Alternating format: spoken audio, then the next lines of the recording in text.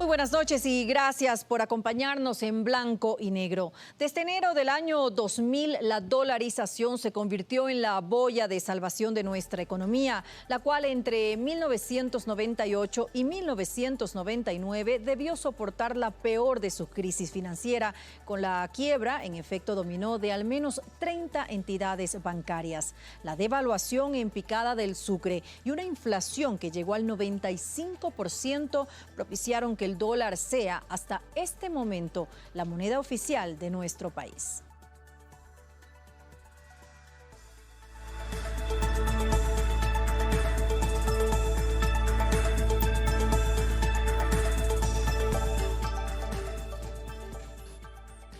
Y son ya casi 20 años desde la adopción de la dolarización. Javier Ceballos nos presenta en la siguiente nota una breve radiografía de este esquema económico que a lo largo de este tiempo ha motivado criterios a favor y en contra. Javier, muy buenas noches. Adelante.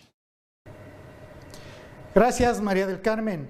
Según los entendidos, la dolarización le ha permitido al país tener estabilidad económica, ganar confianza en el concierto mundial al ser beneficiario de créditos a largo plazo y ejercer control sobre los niveles de inflación. Sin embargo, hay opiniones que sostienen que el dólar en nuestra economía es una camisa de fuerza. Buenas noches, señoras y señores. Este anuncio hecho por el expresidente Yamil Maguad el domingo 9 de enero del año 2000 marcó un antes y un después en la historia económica del país. Es un sistema conveniente y necesario para el Ecuador. Pero, ¿qué generó que la nación ecuatoriana deje el sucre? Entre 1998 y 1999, la economía nacional soportó la peor de sus crisis. La devaluación del sucre no tenía freno. Todo ello motivó, entre otras cosas, una escalada inflacionaria del 95%, sumado a la quiebra en seguidilla de al menos 30 entidades bancarias. Antes de la dolarización, Ecuador ensayó sin resultado práctico otro tipo de medidas como la convertibilidad, un modelo sugerido para su ejecución en Argentina y México, inicialmente bajo el nombre de caja de conversión. El exmandatario Abdalá Bucaram, bajo la asesoría del argentino Domingo Cavallo, contempló en su plan económico ejecutar este esquema donde cada dólar tendría un valor equivalente a 4.000 sucres. Esto quedó en anuncio tras el derrocamiento del expresidente. El dólar ha estado presente en cada transacción comercial, en cada gasto de las familias ecuatorianas por 19 años. Con la actual situación económica del país, la dolarización está en riesgo. La superintendenta de bancos, Ruda Regui, precisó ante la Asamblea Nacional que Ecuador está lejos de una crisis como la del 99, por los siguientes factores. Es decir, se pagaban $7 por cada barril de petróleo. Eso nos puede dar una idea del contexto económico en el cual nos encontrábamos en ese momento. La crisis y la quiebra de los bancos se dio porque habían créditos vinculados. Para el Frente Económico del Gobierno, el proyecto de ley de crecimiento económico, al contrario de lo que proponen sus críticos, busca fortalecer la dolarización.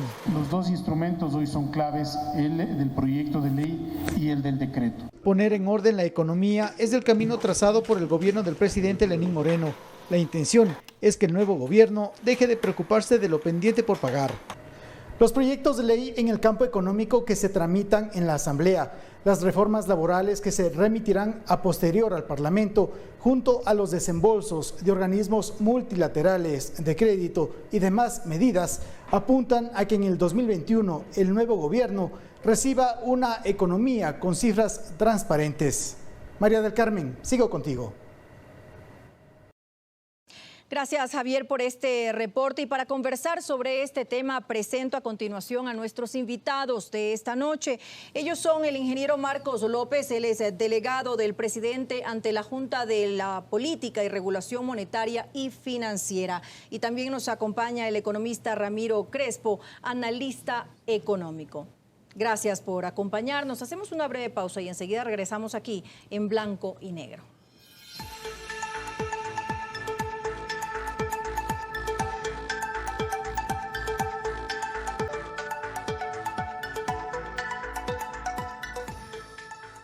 Muchas gracias por continuar junto a nosotros aquí en Blanco y Negro. Economista Crespo, en su momento la decisión de dolarizar al país fue realmente necesaria. Esa era la única opción que teníamos frente a la grave crisis económica y financiera que vivía el país. La decisión de dolarizar fue implementada por el presidente Maguad, como reconocimiento de lo que ya estaba ocurriendo. El pueblo ecuatoriano estaba vendiendo los sucres y comprando el dólar a cualquier precio, porque sencillamente ya no confiaba en la moneda nacional. Por más de que estaba en la Constitución, el sucre como moneda, el pueblo ecuatoriano hizo lo que llaman el sociólogo Robert Merton una evasión institucional, es decir, se olvidó de la Constitución y adoptó el dólar como su moneda. El presidente no hizo más que reconocer eso. En definitiva, aunque estaba en la Constitución, el sucre como moneda nuestra, nos dolarizamos porque era la única manera de tener estabilidad. Es decir, nuestra economía estaba dolarizada informalmente en esos momentos. Sí, estaba dolarizada informalmente, y lo que se recuerda es inclusive que la gente cuando pasaba en los buses por el Amazonas compraba y vendía dólares desde la ventana. Entonces fue un pánico bancario, obviamente, con 70% creo que el sistema financiero quebró, había una enorme preocupación ante la inflación, etcétera. Entonces la gente se protegía con una moneda segura, que era ¿cuál? Era el dólar. Entonces adoptó el presidente lo que ya el pueblo ecuatoriano había hecho, es decir, la dolarización. Y la dolarización trajo una gran ventaja, trajo estabilidad y trajo la separación entre la emisión de la moneda y los políticos. Es decir, a los políticos se les quitó un gran poder, el poder de emitir dinero que puede ser mal manejado, desastroso. Ejemplo, Venezuela. Ahora, ¿qué efectos ha tenido la dolarización, ingeniero López, a partir de eso? A partir de que en el año 2000 se decidiera de manera formal que el sistema monetario fuera el dólar en nuestro país y dejáramos de tener una moneda propia. Mire, de manera sencilla y para las personas de a pie, como digo yo siempre, la gran ventaja de la dolarización es que por primera vez todos los ecuatorianos, no una parte privilegiada de los ecuatorianos, podíamos meter la mano al bolsillo y sacar un dinero de verdad. Un dinero que tiene poder liberatorio en cualquier parte del mundo, un dinero que no perdía su valor, un dinero con el cual se le abría oportunidades de poder tener un crédito porque sabía que su cuota no iba a crecer, porque le preocupaba mucho que su cuota del préstamo crezca, ya que su salario no crecía sino anualmente. Entonces, esto permitió que la economía se pudiera dinamizar. Como bien dijo ya Ramiro, la economía de facto estaba dolarizada. Los carros se vendían en dólares, los arriendos, se alquilaba todo en dólares, pero los sueldos no estaban en dólares. Algunos privilegiados tenían sueldos en dólares, pero no toda la economía en general. Entonces ya el dólar realmente estaba presente en el Ecuador y era una economía dolarizada de facto. Y lo que había que hacer es realmente dar el paso definitivo, porque la gente ya no creía en el sucre. Esto es lo que se llama el ataque a la moneda nacional. La gente atacó a la moneda nacional de tal forma que en una semana pasó de 5.000 sucres por dólar el cambio a 23.000 sucres el dólar el cambio, 23.000 sucres por dólar el cambio. Y lo que obviamente se veía venir era una hiperinflación. ¿Por qué se fijó el tipo de cambio en ese momento en 25.000 sucres por cada dólar? Porque, según tengo entendido, estaba en mucho menos. Si no me equivoco, en unos 20.000 o algo así, pero se lo subió a los 25.000. ¿Por qué se hizo esto? ¿En razón de qué? Bueno, cuando uno tiene moneda, existe la Reserva Monetaria Internacional, que no es otra cosa que la diferencia entre los activos en moneda extranjera que tiene el país y los pasivos en moneda extranjera. Esa reserva monetaria es la que está garantizando la emisión de la moneda nacional. Entonces era sencillo establecer el tipo de cambio, era, bueno, ¿cuántos dólares tengo? ¿Cuánto es mi emisión monetaria? Hacemos la división y listo. Más o menos es sencillo, ¿no? En realidad, el tipo de cambio para la Reserva Monetaria Internacional que teníamos en ese momento era bastante más elevado. bordeaba más bien los 30.000 sucres por dólar. Es por eso que una de las cosas, el primer efecto que surte la dolarización es bajar rápidamente la inflación y lo baja a menos de un dígito. Eso es inmediato, es como una inyección a la vena. Pero en el primer año de dolarización no ocurre eso en Ecuador. Llega más o menos al 90% la inflación ya dolarizados. ¿Pero por qué? Fruto de ese rezago cambiario que habíamos tenido y que mucha gente mucha gente decía que es por el tipo por el redondeo, que porque es decir, estábamos en ese momento tuvo acostumbrados. ese impacto económico, entonces. Sí, sí. O sea, en ese instante la inflación del año 2000 fue de alrededor del 90 y un poquito más, fruto de ese rezago cambiario, pero al año siguiente, al 2001, inmediatamente la inflación bajó a un dígito. Ahora, economista Crespo, ¿se ha hecho poco durante estos años para fortalecer la dolarización? Bueno, se estaba haciendo bastante para fortalecer la dolarización antes del gobierno de socialismo del siglo XXI. Verdaderamente se respetaba la independencia del Banco Central, se sabía que no se podía emitir moneda, emitir dólares, que era una camisa de fuerza, que era precisamente lo que el pueblo ecuatoriano quería, una camisa de fuerza que nos obliga a nosotros a actuar disciplinadamente. Nos estaba favoreciendo la inversión extranjera, se estaba hablando de tratados de libre comercio y cosas por el estilo que favorecerían el comercio internacional, se había mejorado el riesgo país, a tal punto que realmente había mucho interés en invertir en el Ecuador, por ejemplo, en deuda externa ecuatoriana, al punto tal que en un momento uno de los ministros del doctor Palacios, creo que fue el economista Borja, retiró al 100% porque tenía esa oportunidad, esa opción de retirar al 100% la deuda que se cotizaba a 106, porque ya había subido bastante encima del valor nominal, que tenía una tasa de interés del 12%. Entonces, al estar a 106, ya el inversionista no pedía 12% de rendimiento para invertir en el Ecuador, pedía menos. Y lo que hizo, con mucha razón, retiró una buena parte de esa deuda al 100% cuando estaba a 106 el precio, tal vez pensando luego hacer una nueva emisión al equivalente de 106.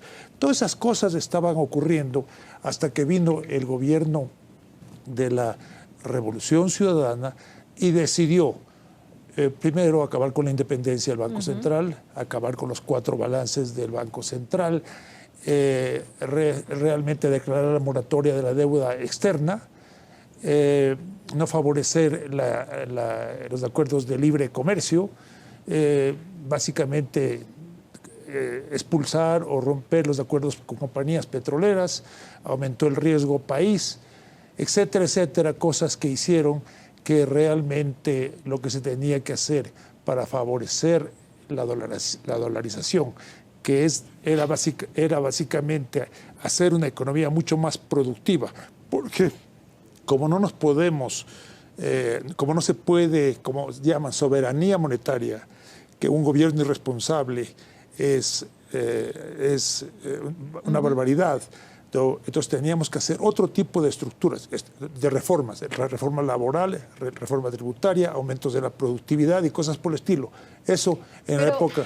Pero si durante estos 10 años del gobierno anterior no se hizo nada para fortalecer la dolarización, ¿cómo podemos explicar que se haya mantenido todo ese tiempo hasta ahora? Bueno, primero... ¿En base a qué? Primero, hubo un crecimiento de la economía, hubo un mucho mejor precio del petróleo, hubo un boom petrolero, ¿no? También se pagaron más impuestos, pero luego, por ese gasto excesivo, ese gasto público que ocasionaba una enorme, un enorme aumento de las importaciones, comenzó el Ecuador a endeudarse y tuvo que endeudarse y volver a los mercados, y como había declarado ese mismo gobierno moratoria, tuvo que volver a los mercados a tasas muy altas. Entonces se mantuvo durante 10 años, pero en definitiva cosméticamente, porque las grandes obras, las sabatinas, eso que aparentaba que había el endeudamiento, había mayor actividad económica, pero eso era algo que tarde o temprano se tenía que pagar.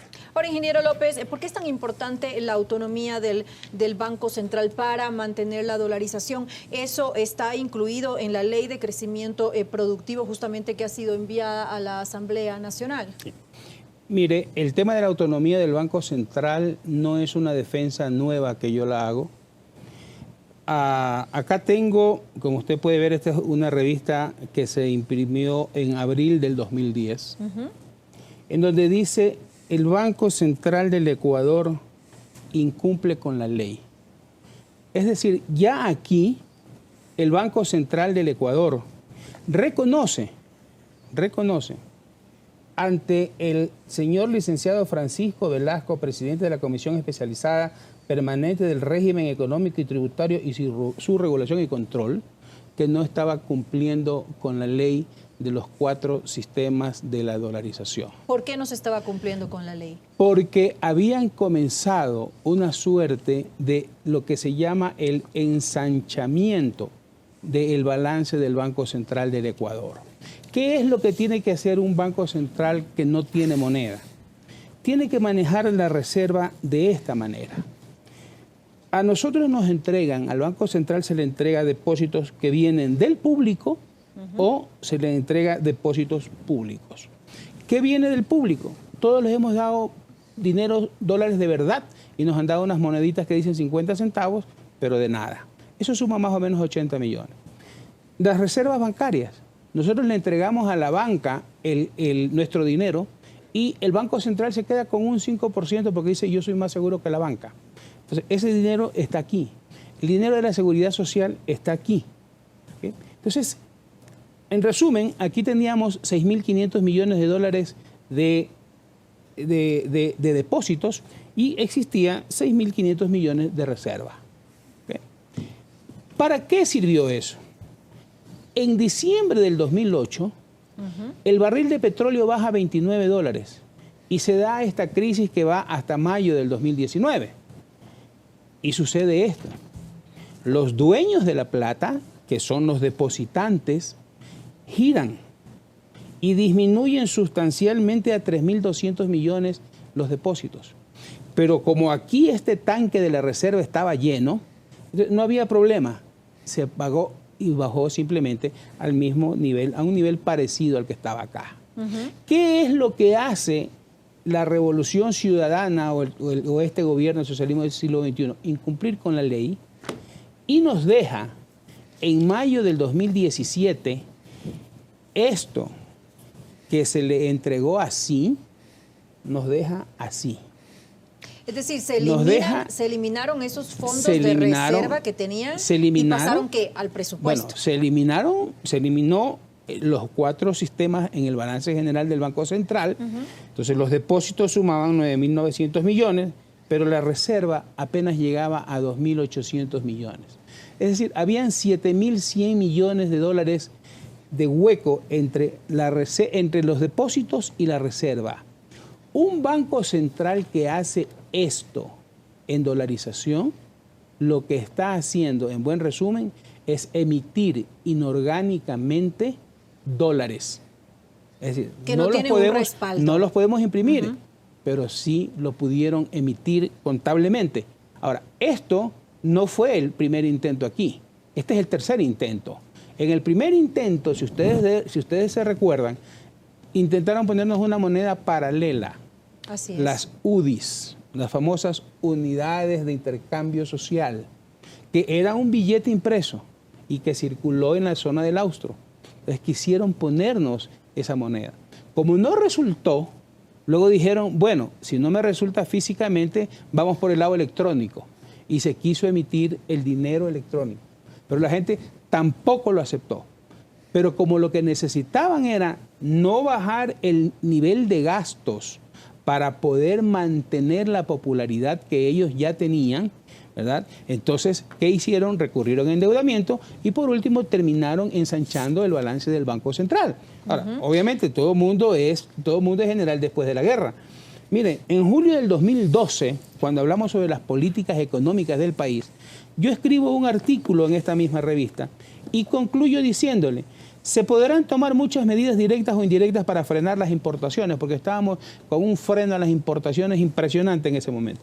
Pero mientras la causa central, que es el excesivo gasto público, no se encuentre bajo control, el resto de variables seguirán en desorden. Esto se lo digo en el 2012. O sea, 5 años antes de que dejen el gobierno. ¿Qué es lo que se está proponiendo en este momento específicamente para el Banco Central? Hoy, ¿qué es lo que se propone?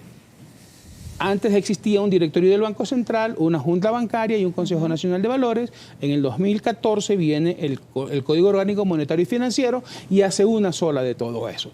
Y mezcla lo monetario con lo financiero y arma una Junta de Política y Regulación Monetaria y Financiera conformada básicamente por 3 ministros y un delegado del presidente de la República. Dadas las realidades que vivimos y dadas las realidades del mercado, lo más lógico en este momento es topar la arquitectura de política y control y decir, ok, vamos a separar las aguas. Lo monetario lo maneja el Banco Central y va a tener, es una institución que se le va a dar una independencia a través de la ley y que va a poder decidir sobre el tema monetario. Y una junta de política, regulación y estabilidad financiera que va a tomar todas las decisiones para regular el mercado financiero. Mercado financiero no solamente es banca, mercado financiero es banca pública, es banca privada, son cooperativas, son mutualistas, es el mercado de capitales, son las compañías de seguro y todo el mercado de seguros. Todo ese gran paraguas es el paraguas que se llama de servicios financieros. Eso va a estar regulado por esta Junta. Ahora, esto es fundamental que la Junta exista. ¿Por qué? En la ley también estamos diciendo que nos vamos a pegar a principios internacionales, pero los principios internacionales son enunciados que el que quiere los adopta y el que no quiere no los adopta. Y para que eso pueda ser de exigencia en el país, tiene que haber un ente que lo baje a nivel de una regulación. Estos principios que dicta Basilea para la banca, que dicta IOSCO para el mercado de capitales, o que dicta el IASBI para la contabilidad, son enunciados. Pero esta Junta de Regulación es la que hace que ese enunciado se vuelva una regulación y por lo tanto se vuelva de aplicación obligatoria en el país. Economista Crespo, su opinión acerca de esta fórmula dividiendo lo monetario con el mercado financiero, que el Banco Central tenga autonomía, que se encargue específicamente del ámbito monetario y que en cambio la Junta de Política Regulatoria y Estabilidad Financiera se encargue de todo lo que es el mercado financiero. ¿Funcionaría esto? Por supuesto, todo depende de las personas que se nombren para implementar. Cuando se creó la Comisión de Valores de los Estados Unidos, que fue la primera comisión que se creó después del famoso crash del año 29, ¿no? Cuando firmaba la ley, el presidente Roosevelt le preguntó a Ferdinand Pecora, que fue el principal investigador de todo ese escándalo y promotor de la ley, ¿qué tal ley va a ser esta?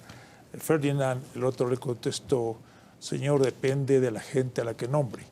Entonces, las leyes pueden estar ahí, pero si no se nombra a la gente apropiada, pues seguiríamos con problemas. Pero en principio es muchísimo mejor que esté separado el Banco Central del resto. Es decir, que recupere esa autonomía que tenía antes. Que recupere la autonomía. Para no solo una cosa que es fundamental, no puede emitir dinero, pero es fundamental para el mecanismo de pagos.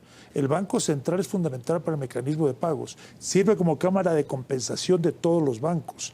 Entonces, es una cosa importantísima por eso. Y por lo tanto, si es el depositario del dinero que los bancos compensan, tiene que estar muy solvente. Entonces, hay que independizarle al Banco Central, ¿no? Por las razones ya mencionadas, también porque va a ser investigación independiente y cosas por el estilo. Antes tenía un buen departamento de investigación. La Junta se preocupará de las verdaderas, de las reformas o de las modificaciones o de las adaptaciones con los principios de Basilea que aquí mencionaba Marco. Entonces, ahora, lo que a mí me parece importante es cómo se va a hacer luego, por ejemplo, el fomento del mercado de valores y otras reformas que tienen que venir después de esta ley que se está pasando y que me parece que es conveniente, especialmente si comparamos con lo que hemos vivido hoy con la circunstancia actual. Algo que también es importante, ingeniero López, y que tiene relación con la ley de crecimiento productivo, es el fomentar la exportación. También es uno de los puntos importantísimos para conservar y mantener la dolarización. ¿Qué se va a hacer, por ejemplo, para apoyar a los exportadores? Bueno, desde el punto de vista del apoyo hacia la exportación, realmente más viene por el lado de la política tributaria, ¿no? En donde lo que se trata de hacer es que no se exporten tributos, ¿no? ¿Ya? Entonces, en ese sentido, hay ese apoyo hacia el sector exportador. Que no se exporten tributos. Exacto. ¿En qué sentido? En el sentido en que, por ejemplo, se pueden liberar ciertos tributos que hoy los exportadores tienen que cumplir, ¿verdad? En el caso de flores, por ejemplo, ¿verdad? En el caso de flores se vende tanto en el exterior como localmente. Entonces, es un producto de exportación que al venderlo localmente, de alguna manera estamos también consumiéndolo acá. ¿Y qué se ha hecho? Se ha quitado el IVA, por ejemplo, a las transacciones de flores. Esto va a permitir que el floricultor que está exportando, de alguna manera tiene un incentivo también en el mercado local y pueda ir recuperando esa capacidad y aumentando esa capacidad de exportación que debería tener el país. Ahora, desde el lado monetario y desde el lado de la regulación, lo mejor que podemos hacer es seguir con el plan que se trazó, no desde ahora, no porque el Fondo Monetario Internacional nos lo haya impuesto. Esto viene desde el 2018. En el 2018 ya tomamos la primera medida a través de ley respecto del desangre que tenía el Banco Central, ese ensanchamiento del balance del Banco Central que yo mostré. Era porque el Banco Central le podía prestar dinero al Estado o a la banca pública y la banca pública triangulaba con el Estado. Eso se prohibió ya en la ley de fomento anterior, en el 2018. Entonces, ese es un sacrificio que se hace en pos del país. ¿Por qué? Porque cualquier problema para el Estado, para el gobierno, era solucionable vía ensanchamiento de balance. El último problema que acabamos de tener con los jubilados, 300 millones de dólares, era sencillo.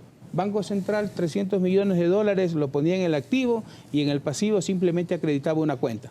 ¿Dinero dónde hay? No hay, pero se creó el dinero. Ahora, y eso comenzaba a circular. El Banco Central también puede tener parte de sus recursos en el exterior. El Banco Central, la reserva, de hecho, está en el exterior. Ahora, siempre se hace la presión equivocada y eso pudimos nosotros resistir, porque nosotros fuimos parte del directorio, siendo ya presidente Rafael Correa por 2 años, y él quería consumirse esta reserva.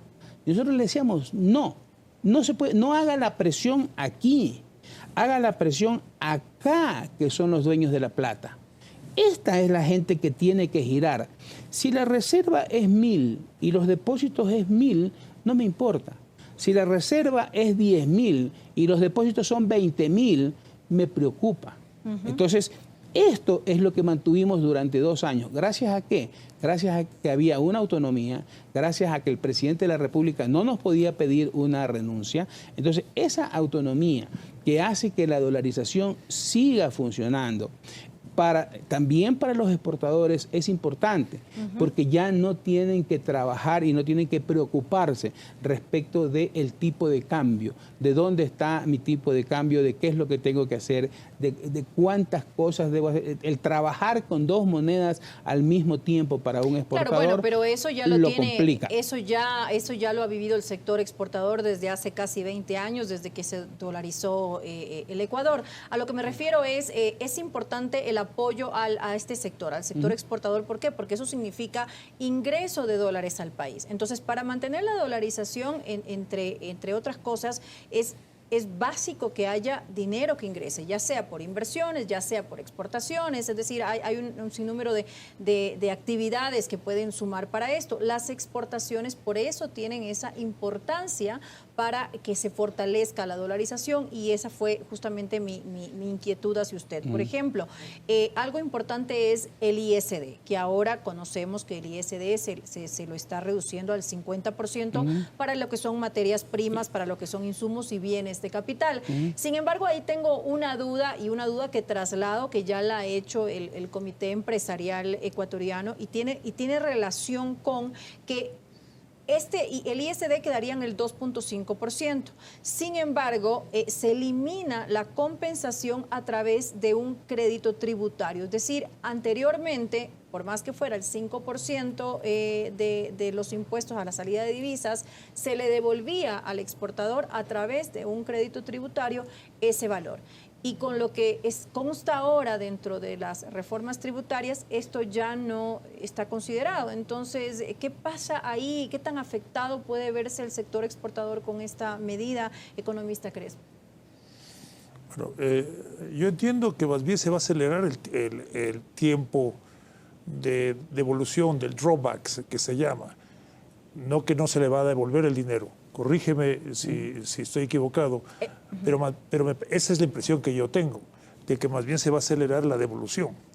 No, esa es una de las quejas justamente y lo nombro aquí, esa es una de las quejas de Patricio Alarcón, que es el presidente del Comité Empresarial, y que se ha manifestado con relación a esto, que se está eliminando esa compensación a través del crédito tributario. Quisiera que usted nos diera una respuesta al respecto, analizar un poquito este tema. Sí, efectivamente, se elimina esa compensación que existía, pero se baja al 50% el ISD.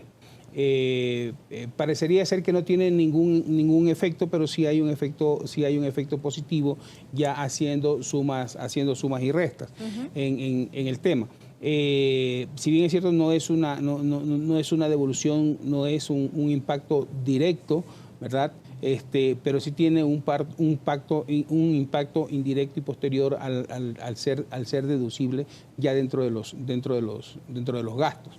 Entonces, realmente al hacer sumas y restas sí hay un impacto positivo de ese 2.5% de disminución del ISD. ¿Y por qué los empresarios, entonces, ya ha explicado cómo ha sido, por qué los empresarios pueden verlo como algo negativo y es más, lo toman como, al contrario, en lugar de bajar el ISD, es como que estuviera subiendo porque no recuperamos eso?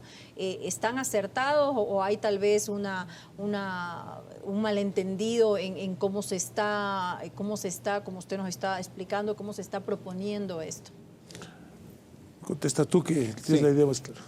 Sí, en realidad tienen que hacer bien el tema de las cuentas. Es fácil cuando uno dice, mira, yo pagaba 5 y me quitara y yo me descontaba los 5, hoy voy a pagar 2.5 y no me descuentan, y no me descuentan los 2.5. ¿Verdad? Es un poco así. Es un poco así de fácil, ¿verdad? Pero ese 2.5 forma parte de los costos de las mercaderías, ¿verdad? Entonces, al reducirse el costo de la mercadería, de la venta, al final también tiene un impacto sobre el impuesto a la renta. Entonces, hay que netear los dos impactos para saber exactamente cuál es el tema. La otra cuenta sale fácil, sale más fácil, y es más fácil oponerse haciendo la cuenta sencilla. ¿no? Pero no hay que hacer la cuenta sencilla, sino es la decir, cuenta exacta. si ya sacan las cuentas finalmente, el resultado va a ser positivo para el sector exportador. Deberíamos tener un resultado Creo que positivo. hace falta sentarse entonces con los representantes del comité empresarial, con los empresarios, justamente para que conozcan de esto y para poder explicar de forma correcta y que no hayan este tipo de malentendidos. Ahora, frente al contexto internacional económico, ¿puede ser un limitante la dolarización? Porque como lo hablábamos, siempre en otros países que tienen moneda propia recurren a las devaluaciones. ¿Cómo funciona entonces esto para que podamos llegar a ser competitivos en el mercado internacional? Bueno, imaginémonos un gobierno del socialismo del siglo XXI con capacidad de emitir dinero. No lo podemos hacer mirando a Venezuela. Y ahí nos damos cuenta que Venezuela está destruida, tiene una inflación increíble, no tiene dinero para importar medicinas, para importar alimentos y cosas por el estilo. Entonces, una de las cosas que se pensó, el pueblo ecuatoriano decidió con la dolarización, es sencillamente, como dije, quitarle el poder de emitir dinero a los políticos, porque los políticos tienden a actuar en muchos casos irresponsablemente, pensando en el presente inmediato, en los votos y no en lo que va a pasar en el futuro. Eso también es una de las cosas que, como claramente ha sido explicado, pasó con el Banco Central. Entonces, porque si se tiene una corriente devaluatoria y a la vez inflacionaria, como ha ocurrido en Venezuela, no hay realmente inversión extranjera, ni inversión local, ni reformas, etcétera, que puedan ayudar a hacerle más productivo al sector exportador, por ejemplo. Entonces, la dolarización, en el caso ecuatoriano, se ve como una muy buena cosa, porque deberíamos fomentar más la inversión extranjera. ¿Cómo? Así es. Señores, ustedes están invirtiendo en el Ecuador en dólares y sacan en dólares. Por ejemplo, eso es una de las grandes cosas. Es menos riesgoso para quienes quieran invertir en nuestro país. No hay el riesgo de tipo de cambio, independientemente del gobierno. Invertimos en dólares y retiramos en dólares. O sea que eso es una cosa importantísima para los inversionistas. Tal vez es la única institución que en este momento todavía tiene confianza del inversionista del exterior. ¿Por qué? Porque es muy difícil removerla. Ahora, como bien dice Marco, desde el año 2018 se están haciendo reformas que son muy importantes, que en definitiva es volver a las cosas a lo que debían, a lo que eran y a lo que deben ser. Pero, para que efectivamente se fortalezca el dólar. Sí, pero lo que tenemos que hacer, lo que se ve desde el exterior también, es que los costos en el Ecuador han aumentado por el excesivo gasto público, porque los costos laborales son muy altos, porque no hay flexibilidad laboral, inclusive por muchos tributos y cosas por el estilo. Entonces, lo que la gente está esperando con el apoyo del Fondo Monetario es que estas reformas que se están implementando puedan ocurrir. Porque una de las reformas importantes que el Fondo Monetario y con el Ecuador están trabajando es en aumentar la competitividad, la productividad del Ecuador a través de reformas que hagan menos costoso la producción en el Ecuador. Que eso es importantísimo. Que eso es importantísimo. Porque la exportación no es más que exportar para traer dólares, ¿no? Pero si estamos compitiendo con gente que tiene costos más baratos por las depreciaciones de la moneda, como Colombia o Perú en distintas... Claro, que tienen la posibilidad en determinado momento de depreciar la moneda. En cambio, aquí no podemos hacerlo. Pero también a veces ocurre que las monedas se aprecian dependiendo de las circunstancias mundiales. La ventaja del Ecuador es que en ese caso la moneda se mantiene la misma, es la moneda internacional. Uno puede comprar una Coca-Cola en China, en Panamá, en el Ecuador, con esa moneda, lo que no puede hacer con la moneda de los otros países. Eso es una gran ventaja. Pero lo que tenemos que hacer, por supuesto, es hacerle al país competitivo desde el punto de vista de los costos de producción. Y los costos de producción en eso es lo que se está trabajando. Eso es lo que se está trabajando justamente, ingeniero López, en este momento con las reformas y con todo lo que se ha entregado a la Asamblea Nacional. Bueno, con lo que hoy se entrega a la Asamblea Nacional es parte de todo el proyecto que existe. Recordemos que está en ciernes una reforma laboral que estamos pensando. Eso es importante. Que es fundamental. Una reforma que está pensada no en el que tiene trabajo, sino está pensada en cómo generar trabajo. Preocupa el hecho de que el grado de formalidad o el porcentaje de formalidad que va bajando en el trabajo formal, se va convirtiendo en trabajo informal. Entonces, este código, estas reformas que se están planteando, se plantean en función de pensar no en el que tiene trabajo, sino en el que no tiene trabajo. Estamos hablando del 60%. Exacto. Que no tiene trabajo o tiene trabajo informal. Exacto. ¿Cómo le puedo generar una plaza de empleo a ese trabajador? Estamos pensando en el microempresario, estamos pensando en el emprendedor. ¿Cómo ayudo al emprendedor? ¿Cómo hago que el trabajador sea un socio, sea un acompañante del emprendedor en el camino? Entonces, todas estas cosas van a ayudar al tema de competitividad en el país. Ahora, la moneda exactamente no es el mayor aliciente, porque si no Suiza tendría problemas. Suiza está permanentemente revaluando su moneda, ¿verdad? Y sin embargo la cantidad de cosas que exporta Suiza es impresionante, ¿verdad? Tiene pues obviamente toda la cantidad de capitales que usted quiera. Entonces Suiza no está pensando en devaluar moneda para poder tener mayor competitividad en las exportaciones. Ellos realmente la competitividad que tienen está en el conocimiento, en que las cosas que se hacen en Suiza no se las hacen en otra parte. Y eso es lo que ellos están buscando. Ahora, no hay que hacer tomógrafos o no hay que hacer equipos sofisticados para hacerlo, pero si nosotros somos productores primarios, tenemos que saber hacerlo y hacerlo bien, ¿no? Entonces, desde allí también viene el tema de la competitividad que puede uno adquirir en el mundo. Es decir, aquí lo más importante sería fortalecer la productividad en nuestro país y dinamizar la actividad económica. Eso es lo que estamos requiriendo en Ecuador y, consecuentemente, se fortalece entonces el dólar. Esa es la respuesta. Bueno, se fortalece la dolarización. Con este tema de mayor exportación.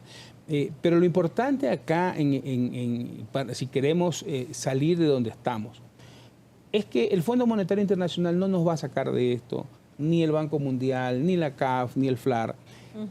Lo vamos a sacar los ecuatorianos. Así es. Y si no nos ponemos de acuerdo entre nosotros, no vamos a salir. Acá todos estamos de acuerdo en que debemos estar dentro de un acuerdo, siempre y cuando el acuerdo empiece por el frente, ¿verdad? Sale una ley tributaria, entonces me topa a mí, ya es mala. Así es. ¿No? Nos hemos acostumbrado a que el Ecuador termina en la puerta de nuestra casa o en la puerta de nuestra empresa. Todos queremos cambios, pero nadie quiere que le cambie algo a su día a día. Nadie quiere ceder. Nadie quiere ceder. Entonces yo creo que llega el momento en que hay que parafrasear lo que dijo John Kennedy en su oportunidad. No preguntes qué puede hacer el Estado por ti, sino qué puedes hacer tú por el Estado. Y estamos en ese momento. Y estamos en un momento así no porque nosotros lo hayamos buscado, sino porque no supimos aprovechar, no supieron quienes dirigieron el país durante 10 años canalizar esa bonanza de dinero que tuvieron hacia lo que se debió haber hecho en el Ecuador. Hoy deberíamos tener un Ecuador completamente distinto.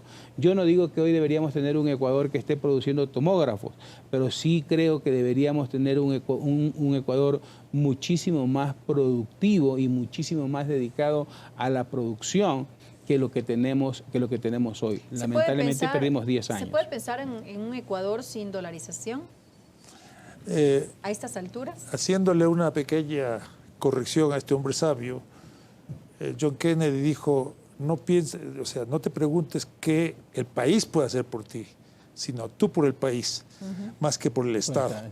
Lo que yo creo que eso es muy importante. Nosotros tenemos que pensar en el país. Entonces, en este momento, pensar en un país sin dolarización, yo creo que no hay las instituciones apropiadas. ¿Por qué? Porque, por ejemplo, se crearon 5 poderes. Se creó 5 poderes como una manera perfecta, ¿no?, de crear una dictadura. Era la dictadura perfecta, porque lo que se hizo, el Consejo de Participación Ciudadana, le quitó una cantidad de poderes a la Asamblea. Los sistemas de elección, el método de Hunt y todo, hizo que el 40% de los votantes elijan 70% de los representantes y cosas por el estilo. Hemos estado desmantelando una dictadura desde un gobierno bastante democrático. Entonces, pero todavía no se ha concluido el camino. Y el camino tiene que quedar de tal manera hecho. Las instituciones tienen que quedar hechas, no para pensar, no pensando que van a ser gobernadas por hombres buenos, sino que tienen que ser hechas pensando que a pesar de que sean gobernadas por hombres malos, van a funcionar bien. Por eso el concepto de república, de 3 poderes, que cada uno se le controla al otro, e inclusive sería preferible una bicameralidad, pero por supuesto tiene que... Se ha hablado sobre esto, por ¿no? supuesto. Se ha hablado por parte del Comité de Institucionalización del Estado, o sea, eso es importante, es parte de lo que está ahorita justamente en la Asamblea Nacional. Pero si nos damos cuenta, Venezuela tiene 4 poderes, Bolivia tiene 4 poderes, en el Ecuador ya se sofisticaron más este socialismo del siglo XXI, esta franquicia estilo McDonald's, ¿no? Pero la hamburguesa es más rica, el otro ha sido un desastre. Entonces, ¿qué es lo que han hecho? Es básicamente todo un esquema. ¿Para qué? Para aparentar que son democracias cuando son verdaderamente dictaduras perfectas. Entonces ahora nosotros tenemos que volver a una verdadera democracia, dejar el país institucionalizado, y en eso debemos trabajar para que antes de pensar en salirnos de la dolarización, que tal vez es la única institución en este momento que funciona bien. Ahora, sí me gustaría, tal vez en algún momento podríamos comentar, ciertas reformas que se puedan hacer, estilo Noruega, como la creación de un fondo soberano, por ejemplo, ¿no? El tema de a dónde van las regalías de la minería, que podían ir a un fondo soberano. Noruega tiene en este momento ya el tamaño del fondo es el equivalente al Producto Interno Bruto de España, o sea, $1 trillón. Y son inversiones de compañías como Google, compañías como Microsoft, compañías como Apple, compañías de distintas partes, muchos bancos en España, etcétera, etcétera. ¿Y qué es lo que está consiguiendo Noruega con eso? Sin dañar la economía interna, lo que está consiguiendo es recibir dólares. O sea, es una manera de cambiar la matriz productiva. ¿Qué es lo que requerimos nosotros? La matriz productiva, pero no necesariamente como lo quería hacer Correa, sino, o sea, tranquilamente, ahora aprovechemos de las nuevas regalías que vendrían, ¿para qué? Para crear un fondo soberano, etcétera, que nos permita realmente pensar en el futuro, pensar en la educación de las comunidades indígenas, pensar en los jubilados y cosas por el estilo. Bueno, hacemos una pausa y regresamos enseguida con las conclusiones aquí en Blanco y Negro.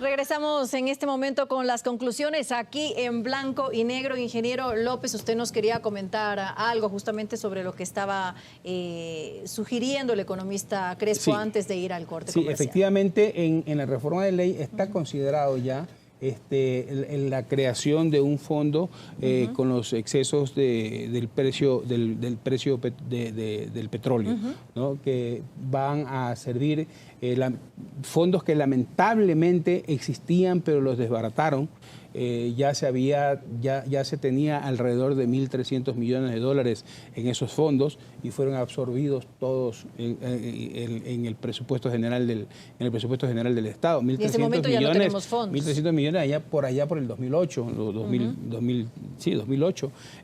Hoy no tenemos nada de esos fondos, pero está previsto el que se pueda hacer ese tipo de fondos y se va a hacer ese tipo de fondos. Y eso es gravísimo, que claro, el país no cuente con esos fondos por cualquier emergencia, por cualquier situación, por ejemplo, como el terremoto del 2016, cuando tuvieron que correr a ver de dónde sacábamos fondos para afrontar el desastre. Así es que evidentemente, vea, la economía no es otra cosa que la administración de la casa grande, como dice su etimología.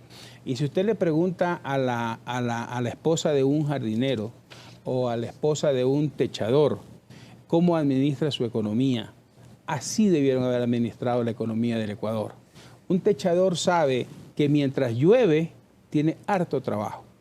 Cuando deja de llover, la gente se olvidó de las goteras, la gente se olvidó del techo y es muy poco el trabajo que tiene. Y la ama de casa, que sabe que eso le pasa siempre, entonces guarda durante las épocas en las que hay mucho dinero para soportar las épocas en las que no hay dinero. Lo mismo le pasa al jardinero. El Ecuador debió haber hecho eso. Debió haber guardado mucho dinero en esa época, en estos 10 años de mucho dinero, debió haber guardado mucho dinero y haber incentivado que la empresa privada crezca, que la empresa privada invierta, haber dado seguridad al país, en vez de denunciar los acuerdos de protección de inversiones, debió haber dado el siguiente paso, más bien hacia los tratados de libre comercio. Nosotros retrocedimos en el tema de abrirnos al mundo. Es imposible que un país en el que tenemos 16 millones de habitantes podamos desarrollarnos haciendo una economía hacia adentro. Es imposible, tenemos que hacerla hacia afuera. Panamá tiene 4 millones de habitantes y es muchísimo más eficiente que nosotros. Nuestros depósitos apenas alcanzan el 30% del PIB. En el caso de Panamá, los depósitos que tiene Panamá sobrepasa el 110%, si mal no recuerdo, del Producto Interno Bruto de Panamá. Panamá es un país que nada en liquidez y por eso tiene las tasas de interés que tiene, ¿no? Entonces, eso se perdió. No se hizo esa economía contracíclica y hoy estamos pagando esos errores de 10 años de haber manejado mal la economía. Economista Crespo, ¿qué podemos esperar para que se fortalezca la dolarización y para que la economía en nuestro país crezca? Una de las reformas más importantes que vienen, ¿no?, y que inclusive el Ecuador ha acordado con el Fondo Monetario, pero no es el Fondo Monetario el que impone, es la ley ecuatoriana que ya obligaba ¿a qué? A que las empresas estatales tengan información financiera al día. Lo dice la ley actual de empresas públicas y lo dice la Constitución de la República. Pero durante los años que vivimos, ¿no?